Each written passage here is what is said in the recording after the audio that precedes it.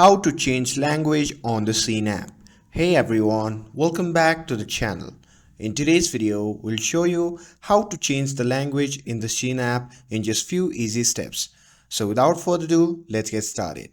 So first, open the Shein app on your phone and make sure that you're logged into your account. And once you have opened the app, simply tap on your profile icon shown in the bottom right corner of the screen. And here, once you are in the profile section, simply tap on the gear icon shown in the top right corner of the screen. And after tapping on that, you'll be prompted to the settings section. And once here you are in the settings section, simply tap on the option label language. And a list of available language will appear. So if your location is set to USA, you will typically see English and Espanol as option, but if your location is set to different country, you may see more language choices. Now select your preferred language and the app will update accordingly. And that's it. Now you know how to change language on the Shein app.